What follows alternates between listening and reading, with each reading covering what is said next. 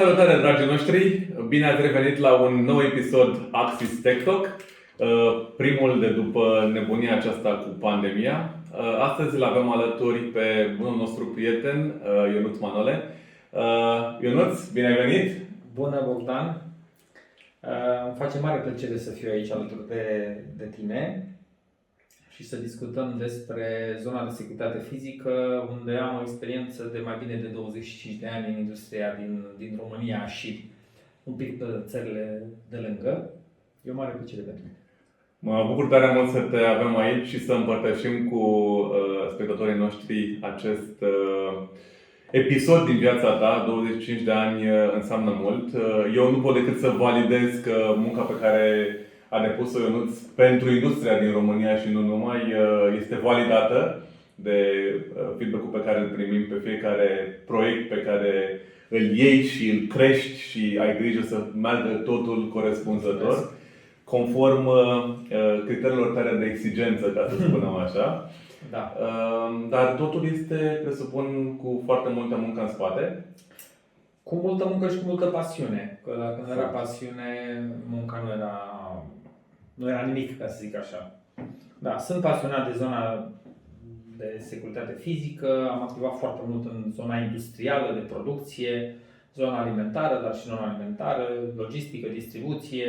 Clienții mei cam aici, în zona aceasta sunt și, cum să spun, cerințele au fost multiple. Aș putea să spun la un moment dat că mi-am dat seama, foarte important pentru clienți, ca și consultant, că sunt consultant în ultimii 7 ani de zile, sunt consultant cu diversi clienți, cu diverse proiecte de la o lună, 2, 3, până la proiecte de 3 ani, de 6 ani, de 7 ani. Consider că e foarte important să educi un pic clientul. Nu am întâlnit un client care să știe de la bun început exact ceea ce vrea. Nici nu are cum, că nu este zona de expertiză. El vine cu o problematică, vine cu niște cerințe procedurale, iar misiunea mea ca și consultant este să găsesc cele mai bune soluții tehnico-umane, procedurale, astfel încât lui să adresez problema. Că au fost situații în care problemele care le-am avut le-am adresat cu echipamente, au fost situații în care le-am adresat cu forță umană, au fost situații în care le-am adresat cu proceduri și au fost situații în care le-am adresat cu totul. Au fost situații în care clientul nu știa exact ce vrea și atunci misiunea mea și a noastră, a omologilor mei, este cumva de a crește awareness-ul și educația în zona asta de securitate, că lumea, adică foarte mult, zona de management are impresia că security este doar o cheltuială și că nu aduce niciun fel de beneficiu și că e un rău necesar. Și cumva eu și colegii și prin ASIS Internațional unde activăm, încercăm cumva să schimbăm această paradigmă și să demonstrăm business-ului că de fapt noi putem aduce valoare adăugată dacă suntem ascultați, lăsați, ne facem treaba și dacă se investește în zona asta ca în orice altă zonă. Cred că e foarte important. Ai menționat niște lucruri care sunt de real interes atât timp cât fluxul de educare are lanțul complet. Ai vorbit despre costuri totale pentru un sistem, ai vorbit despre returnarea investiției și ai vorbit despre educarea lanțului complet de oameni care iau parte la un proiect. Noi, Axis, am petrecut foarte mult timp cu colegii tăi în așa fel încât să parcurgem aceste etape și să identificăm punctele pe care trebuie să punem accent într-o discuție de proiect. Însă munca pe care ați depus-o voi de fiecare dată a fost cea care a ajuns la rezultatele grozave pe care le-ați înregistrat. Spune-mi, te rog, cum reușești să aveți o viziune corectă asupra persoanelor pe care să le implici de la început în discuții pentru a colecta toate datele relevante pentru ca proiectul să fie un succes? Din punctul meu de vedere, eu așa procedez. Încerc să culeg informații și nevoi de la toate palierele de management. Adică discut și cu un director de fabrică care îmi spune ce nevoi are el, mă duc apoi și discut cu managerul de departament, discut cu team leaderii și cu oamenii din subordinea lor, dar fac la un moment dat o chestiune, discut și interdepartamental, pentru că nu doar departamentul respectiv este interesat de o anumită zonă de linie de producție. S-a întâmplat, de exemplu, punctual pentru un sistem video la o linie de producție alimentară, să discut cu cel de la producție, dar și cu cel de la calitate, dar și cu cel de la logistică. Pentru că toți aveau cumva nevoi ușor diferite. Cu același scop, dar ușor diferite. Fiecare vrea să vadă un pic altceva. Pe el interesa cumva altceva. Îl interesa zona de care el era responsabil. Și atunci, implicând toate palierele, și am observat că în momentul în care discuți cu zona de team leader și chiar cu zona de operatori, avem niște detalii pe care de foarte multe ori directorul de fabrică nu are cum să le știe. Și atunci eu chiar așa fac, mă duc și discut cu cât mai multă, cu cât mai multă lume discut la începutul proiectului, cu atât mai puțină treabă ai după terminarea proiectului. Pentru că, din punctul meu de vedere, un proiect început cumva nu se termină niciodată. El este, mi-aduc aminte acum de sistemele analogice instalate în 2007, 2008, 2009, pe care acum începem să facem upgrade, să trecem la IP, să începem și deja gândim în viitor următoarele etape, cu decomisionarea sistemelor vechi, cu mentenanțe, îți dau un exemplu. Discutam cu clientul în zona industrială și spunea, am probleme și uite, niciodată n-am avut imagini video acolo, că e o zonă foarte critică și nu poți pune camere acolo. Zic, care e zona unde e? Păi uite, în interiorul echipamentului de producție. Păi zic, se poate pune, de ce să nu punem? Păi nu, că avem niște cerințe extraordinare și trebuie să fie inox, nu știu de care, și nu avem voie să intrăm în zona unde se produce efectiv produsul finit. Zic, bă, da, sunt soluții de camere în incinte de inox, sunt soluții în camere în incinte ATEX, adică am mers până a aduce camere în incinte ATEX, control acces în zona ATEX, camere puse în interiorul echipamentelor de producție, unde sunt foarte rare momentele în care are omul, după care au venit colegi și au spus, păi știu, eu aici, dacă tot am pus echipamentul, aș vrea să văd la miime de frame, că la un dat mie mi se întâmplă ceva și eu vreau să urmăresc ce se întâmplă acolo. Și am spus, eu am o altă vorbă, le spun clienților mei, tu spune-mi ce vrei, că eu spun câte costă. Adevărat. Da? E foarte important că știi să pui în echilibru și să oferi informațiile complete, pentru că experiența te-a adus la acest nivel de cunoștințe încât să construiești corect cu datele oferite soluția. Însă e foarte important ce am menționat și ce ai menționat și tu foarte cu tărie. Să știi să pui întrebările corecte ca să primești datele complete, pentru ca soluția pe care urmează să o desenezi să fie cu adevărat cea de care beneficiarul are nevoie, cu toate elementele de decizie implicate. Și cât mai de la început, ca să zic. Și cât mai incipient, exact. Da. În același timp, ai dat un exemplu foarte bun și ai vorbit despre operatori. Operatorii de multe ori se lovesc de provocările zilnice, de lucruri pe care către management nu reușesc tot timpul să fie transmise. Așa este, pentru că această chestiune cu echipamentul interiorul, echipamentului de producție de la un operator, de la team leader, managerul lor nu avea atâtea habar și că nu stresa atât de mult problema respectivă cât îl stresa pe operatorul în sine.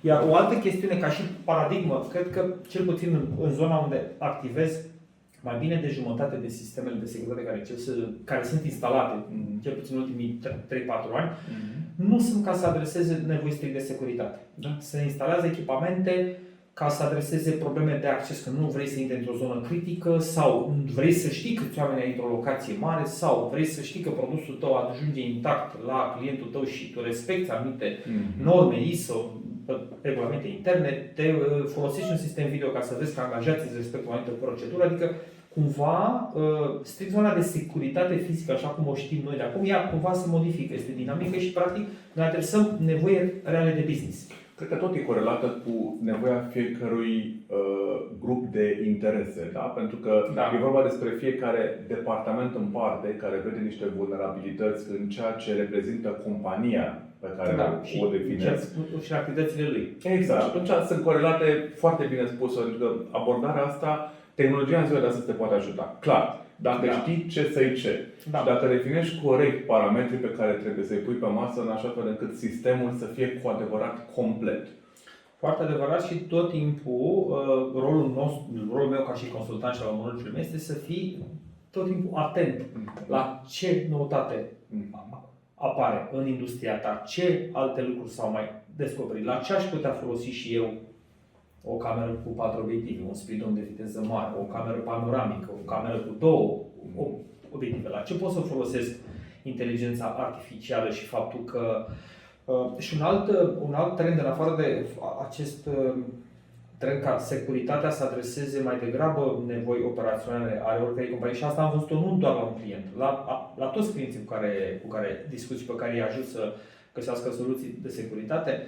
Un alt aspect care îl văd din ce în ce mai pregnant este cumva digitalizarea muncii de securitate fizică. Plecând de la vă dau câteva exemple. Un agent de pază care în loc să noteze mașinile într-un registru pe hârtie, cum se face în zona de old fashion, să aibă o cameră LPR, să întrebe camera LPR ce număr îi vine, să aibă din aplicație cumva integrată cu zona de transport și informațiile deja, să-i ajungă. Tu ai un slot booking și în următoarea oră cam astea sunt camerele care... Și atunci reușim cumva, cu ajutorul tehnologiei, să adresăm problema de forță umană, care este din ce în ce mai greu de găsit, din ce în ce mai greu de găsit de calitate. Deci nu este nici disponibilă și nu este nici de multe ori de cea mai înaltă calitate și asta am observat-o și am discutat cu colegii mei, nu doar în zona de securitate fizică, în absolut toate zonele. Toată lumea duce lipsă de resursă umană de care ar avea nevoie. Corect. Și am avut proiecte care s-au întâmplat în această zonă și am reușit să înlocuim complet paza umană cu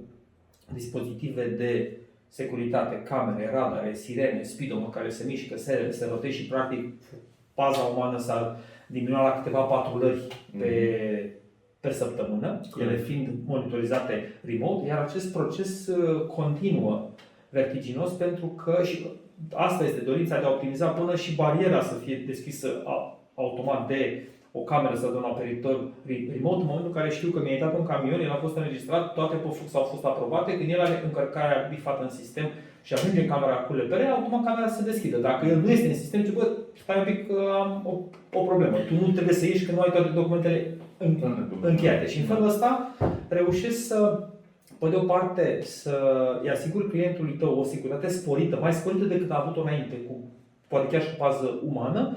În al doilea rând, un total cost of ownership și pe termen lung, care este foarte, foarte bun. Și managementul apreciază din ce în ce mai mult zona asta și vede cumva valoarea adăugată pe care un sistem de securitate, eu când spun sistem de securitate, spun echipamente, oameni, proceduri. Asta înseamnă sistem de securitate. Nu le poți face, nu poți nici doar cu oameni, nu poți nici doar cu proceduri, nu poți nici doar cu echipamente. Și cheia sau securitatea, cum spunea un mare cercetător la care nu știu acum numele, spunea că securitatea este mai mult o artă decât o știință exactă. Și nu seamănă, mie mi s-a întâmplat să-mi dau seama că soluția trebuie să diferă un pic. Deci, gândește-te că același client, cu 3 fabrici diferite, am aplicat nu 3 soluții diferite, dar 3 soluții cumva customizate. Că din vedere al accesului, al înălțimii gardului, al densității. Am avut alte challenge-uri. N-am putut să pun un radar că nu aveam pe cer, trebuie să mă duc lângă. Am fost prea aproape de gard. Am avut prea mult metal în zona aia și atunci automat soluția trebuie să fie customizată pe amplasamentul respectiv. Adică n-a putut să fie copy-paste în nicio formă. Absolut. A fost copy-paste, redesign, resize, mută, făi, astfel încât să reușești să adresezi toate problemele. Ca să sintetizez puțin toată această istorisire grozavă din punctul de vedere al unui plan de soluționare a designului, este foarte important să cunoști avantajele, dar și limitările tehnologice ale echipamentelor pe care le folosești în design. Este foarte important să te adresezi corespunzător către oamenii care sunt relevanți în organizație. Este foarte important să aduci toate pârghile de total cost of ownership, acest cost total al operabilității sistemului, însă este foarte important să faci acest lucru grupat, structurat, în așa fel încât oamenii care iau decizia în privința implementării să știe care le sunt așteptările de la acea implementare, pe ce dau bani. În același timp, modul de eficientizare a interoperabilității între tehnologie, partea umană, este extrem de important, nu doar la nivel de implementare, ci și la nivel de operativitate, execuție, training al sistemului, da? Pentru că sistemul este folosit de niște operatori și operatorii trebuie să fie pregătiți corespunzător în așa fel încât să utilizeze fiecare grup de interes exact tool-urile care sunt relevante din platformele software de management sau poate, așa cum ai vorbit despre partea de recunoaștere a numerului de matriculare, acel audit al unor evenimente care se pot întâmpla pe sistem. Aș vrea să te întreb, ai spus despre total cost of ownership și pentru noi este foarte relevant ca un arhitect de soluții să aducă aceste elemente în discuție. Vreau să te întreb, cât de des aduci în abordările către beneficiar costurile relevante cu alimentarea echipamentelor, cu transmisia de date, cu mentenanța echipamentelor? Sunt niște puncte forte care te ajută în discuție? Le aduc în discuție la toți clienții. Și inclusiv sunt situații în care se compară două soluții, doi furnizori de sisteme video diferiți. Da. Și încerc să fac de fiecare dată un total cost of ownership care să includă absolut toate lucrurile, plecând de la termen de garanție. Dacă producătorul respectiv are posibilitatea să-ți livreze ție în site echipamentul care este defect, ca tehnicianul să poată să mă înlocuiască imediat. Și din punctul meu de vedere, ce am văzut, foarte mare valoare adăugată camere cum sunt cele panoramice, cele cu 2 sau chiar cu 4 obiective, în toate punctele. Adică acel total cost of ownership se face ca la carte, absolut tot.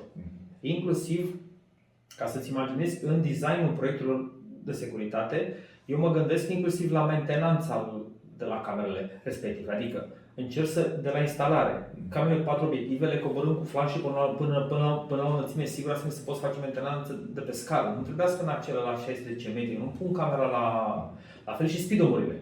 Și adică gândim absolut totul de la bun început și clientul pe hârtie punem împreună. Ce înseamnă să faci mentenanță la 4 camere și ce înseamnă să faci mentenanță la camere cu 4 obiective? Ce înseamnă să plătești o licență, să iei un cablu și să ai un singur port în switch? Ce înseamnă să ai? Și atunci toate lucrurile astea contează și aduc valoare adăugată și cifrele vorbesc de la sine. Dacă le pui corect, cifrele vorbesc de la sine și te ajută foarte mult în zona asta și ajută foarte mult decizia pe designul pe care tu l-ai făcut la un moment dat. Dar fiind faptul că ai povestit despre niște elemente pe domeniul industrial care sunt destul de relevante, în ce alt domeniu ar mai fi de interes pentru compania pe care o reprezinți, direcții de dezvoltare? Care sunt alte arii de interes? Zona conexă de logistică și tot ce înseamnă distribuție, vorbim de la distribuție cu camioane întregi cu un singur produs, până la zona de distribuție din aceea sau cu multipack-uri, de distribuție până și de curierea. Pe un palet să ai foarte, foarte multe produse pe care tu trebuie să le securizezi. Trebuie să observi foarte bine zona de picking unde ele sunt culese de operatori, că s-au dus într-o zonă de verificare chiar și cântărire, checker, double checker și după aceea încărcarea lor către clientul final să te asiguri că pe acest lanț ai acoperit cumva cât mai multe din vulnerabilități, pentru că îmi place mie să zic nu există securitatea perfectă. Securitatea perfectă ori nu există, ori este foarte scumpă. Și atunci cam asta ar fi zona industrială și zona de logistică și de distribuție, depozitare și distribuție către clienții finali. Știu că domeniul logistic are nevoie de o transparență totală, pentru că până la urmă clienții lor trebuie să capete acces în cazul unui incident, fie că este vorba despre o calitate a unui produs care nu a fost livrat corespunzător, fie că e vorba despre un incident la muncă. Dacă ar fi să ne uităm la cele două domenii, industrial și logistic, ai putea să faci niște puncte comune ca și exigențe din punctul de vedere a unui design de sistem? Adică există niște parametri care sunt similari? Eu cred că există foarte mulți parametri similari, diferă doar zona unde le amplasezi. De foarte multe ori vorbim despre aceeași companie care are și zona de producție și zona de distribuție și atunci cumva sistemele ca și concept sunt cam aceleași. Acum, diferențele vin din amplasarea de arhitectură a zonelor respective, dar ideea principală este cam aceeași. Avem aceleași proceduri, aceleași norme pe care trebuie să le respectăm, aceleași reguli de health and safety, aceleași chestiuni pe care le adresăm cu sistemele. Și pentru că aminte acum, ultimul sistem instalat are rolul de a cumva încercăm cu tehnologia să nu mai fim reactivi, să devenim preventivi. Și dau un exemplu relativ simplu. Utilizăm o cameră să ne uităm dacă pietonii respectă aleile pietonale și nu interferează cu stiviitoarele. Din 2022 nu mai facem chestiunea aceasta și se dădea un raport la sfârșitul săptămânii și mereu de post spunea, uita, iar ai trecut pe acolo, n-ai fost atent, era să te, așa, nu folosește vesta, stiviitoristule, tu mergi mai încet.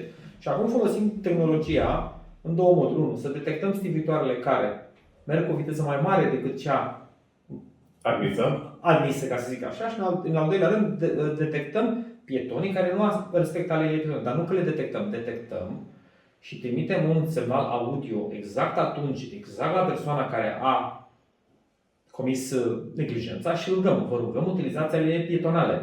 Impactul este dramatic. Deci am primit telefoane, cine a instalat aia, felicitări, nu vine să cred că am călcat un pic într-o parte și deja mi-a sunat strina cap să zic că vă rugăm folosiți alierile pietonale, că mi-a plăcut vocea, că prima dată m-am speriat după aia. Noi v-am anunțat că atenție la neatenție, fiți foarte atenți, mergeți pe alieile pietonale. Adică impactul a fost ai punctat un lucru care este foarte important. Așa cum e și în securitate, descurajarea că există tehnologie instalată în punctele respective, este vorba și despre a crea conștientizare asupra angajaților, asupra faptului că tehnologia veghează pentru siguranța lor și atunci îi creează mult mai responsabili, dacă vrei. Crește, din toate punctele de vedere, crește responsabilitatea și Putem să spunem spectatorilor, vorbim despre inteligența din echipamentele Axis cu Deep Learning, vorbim despre tehnologie radar, care monitorizează și viteza și prezența vehiculelor, vorbim despre integrabilitatea la nivel edge între comunicare în așa fel încât prin API să putem să transferăm informațiile către dispozitivele audio care sunt instalate în locație. Cum ți s-a părut din punctul de vedere al integrabilității? Ți s-a părut în momentul implementării ceva complicat de instalat și apoi de utilizat sau a fost ceva care a prezentat o anumită flexibilitate? Nu mi s-a părut complicat deloc și am asistat, și prima dată când făceam soluții, am asistat la absolut tot procesul, cu persoana care s-a plimbat în teren, cu chenarele făcute, cu viteza stabilită, cu sensul de mers, cu toate lucrurile astea au fost, mi s-au părut foarte, foarte intuitive și foarte ușor de utilizat și apoi eu ca și client, ca și cumva client final pentru o soluție, pentru că eu am fost cel care am zis, bă, uite, se poate face. Iarăși o chestiune pe care clientul pe care l-am servit, habar n-a avut că poate exista o astfel de soluție. El se lovea de faptul și eram în niște copii la mail, iar s-a întâmplat, iar să ne uităm pe sistemele video și dăm după o săptămână raport cu ce near miss a fost. Și am zis, băi, o săptămână e mult. În săptămâna aia, 2 dintre near miss-uri puteau să fie fatale. Corect. Și iarăși vrem acum să ducem zona de la acel culoar, care este o zonă cu operațiune foarte strânsă, către zona de rampe de încărcare, unde iarăși interacțiunea între stiviitoare, mașini, oameni, șoferi. Și încercăm acolo să mergem cu această tehnologie și să ajutăm practic zona de health and safety. Cumva camera vede și ce se încarcă, dar și se sesizează că are un om într-o zonă nepermisă și atunci comandă ia decizii așa cum a fost configurată. Exact, ia decizii exact și atunci ajută foarte, foarte, foarte mult pe zona de prevenție.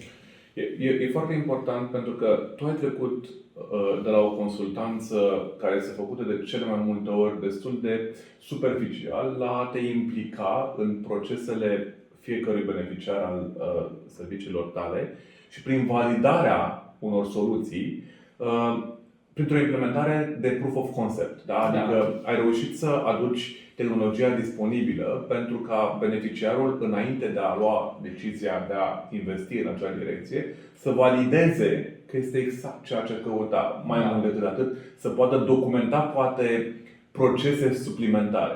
Mulțumesc tare mult de împărtășirea acestei experiențe. Este o dovadă clară că în momentul în care avem o provocare, trebuie să ne asigurăm că printr-o validare corespunzătoare a unei implementări de proiect pilot, satisfacem nevoia beneficiarului și avem un feedback corespunzător de pe această soluție.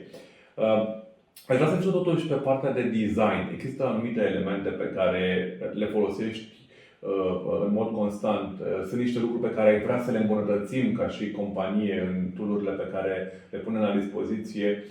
E foarte important, de-a lungul timpului ne-ai transmis feedback pe fiecare nevoie pe care o ai și aș vrea să știu dacă mai sunt alte direcții. În acest moment nu văd alte direcții. Eu vreau să adaug ceva înainte să discut despre zona strict despre zona de design. În primul rând, eu îmi fac datoria ca profesionist, ca oricărui client. Chiar dacă nu are foarte multe cunoștințe de security, eu tot timpul încerc să le arăt big picture, încerc să-i duc în zona asta. Chiar dacă îmi dau seama că la momentul ăsta el nu are suficiente resurse financiare, astfel încât să implementeze un proiect propus de mine. Vin cumva și duc în zona de tehnologie și încerc să le duc să-i spun că există soluții, să se gândească de 2 ori.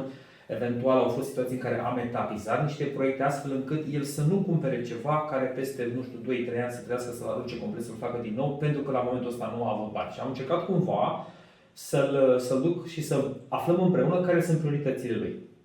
Asta odată. Al doilea aspect pe care vreau să-l subliniez, deci chiar dacă clientul n-a vrut sau nu știa și nu-l interesa decât o chestie punctuală și urgentă, aveam aceeași poveste, iar când de big picture, tot ce poate face tehnologia pentru...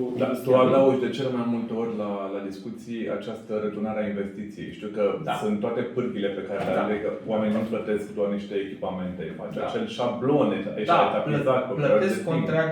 Plătesc o întreagă soluție și asta îi ajută pe termen lung. Anul ăsta mai puțin, poate anul viitor mai mult, în funcție de etapele evolutive naturale ale proiectului. O altă chestiune pe care vreau să o adaug. Am observat că un proiect de securitate, dacă îl construiești sau dacă îl faci corect de la început și ești corect și cu tine și cu beneficiarul, practic din punctul meu de vedere un proiect nu se termină niciodată.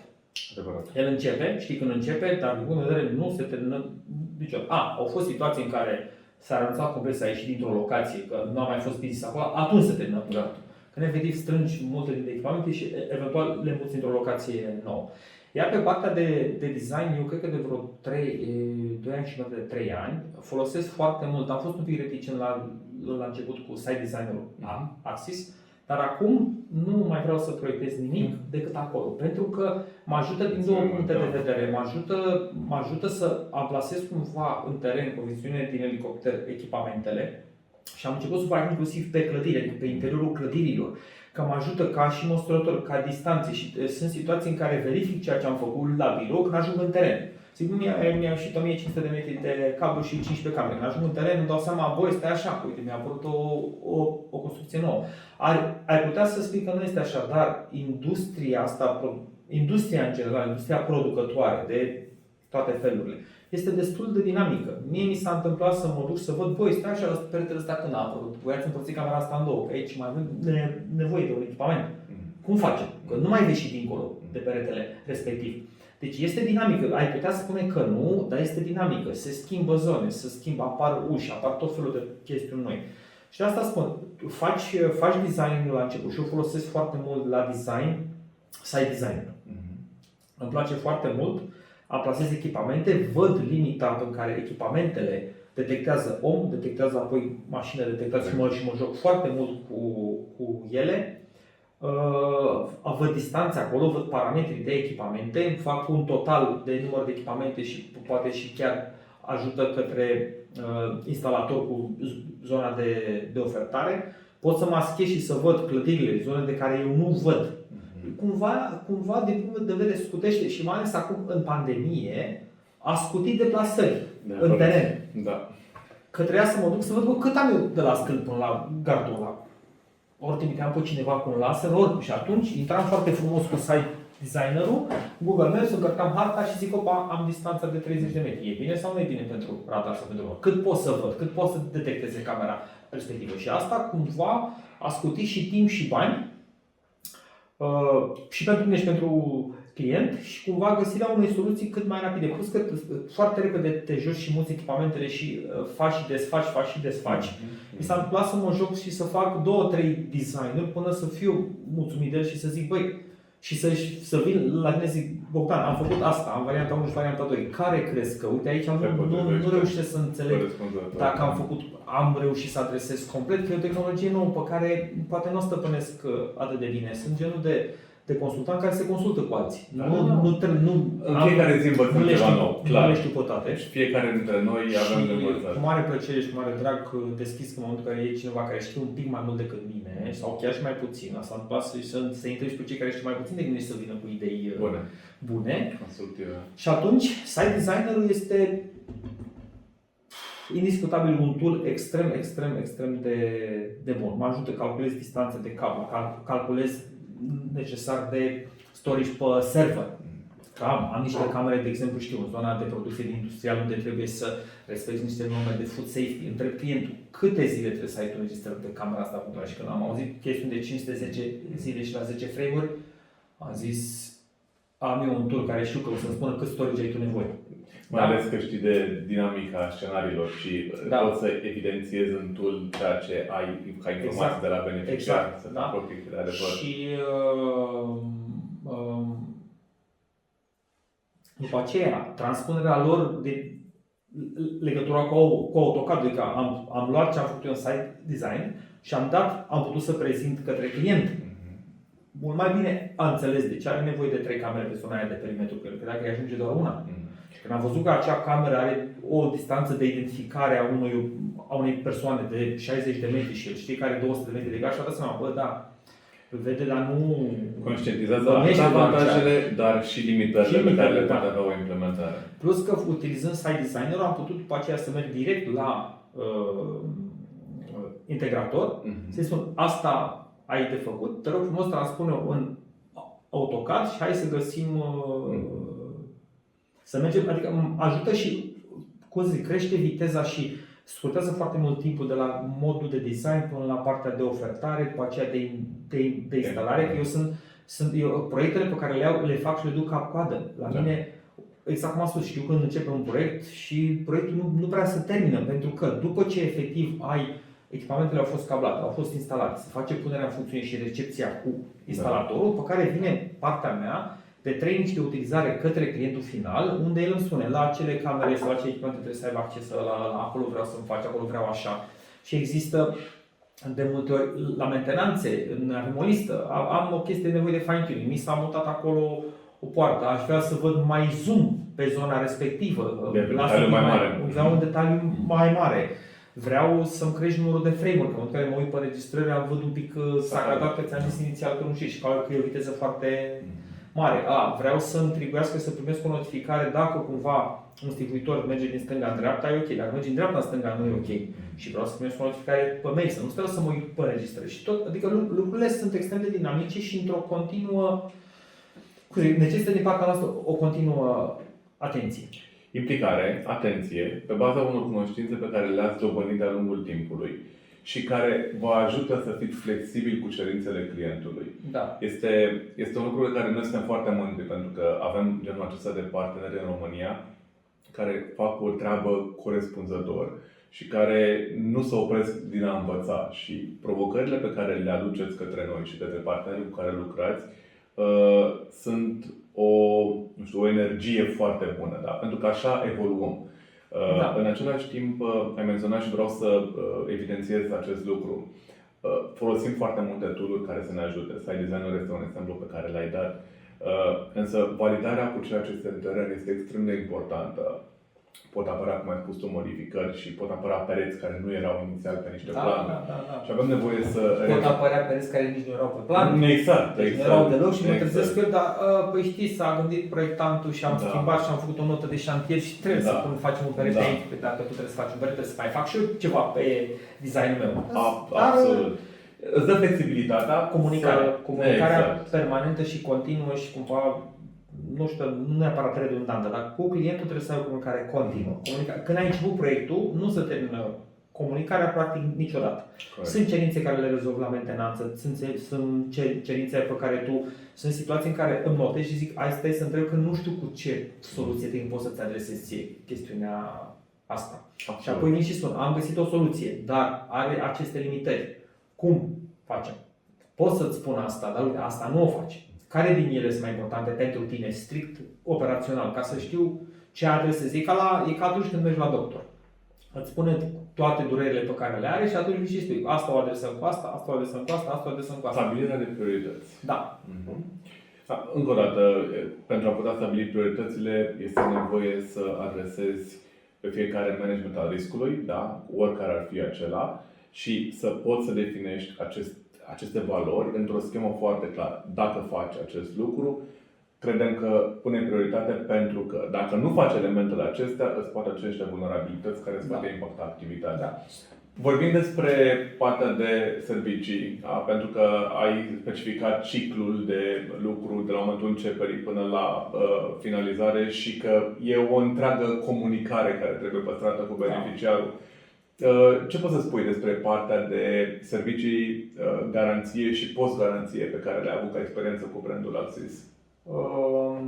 Nu pot să spun decât lucruri pozitive și foarte pozitive. Am avut plăcuta surpriză ca pe niște proiecte mari, importante.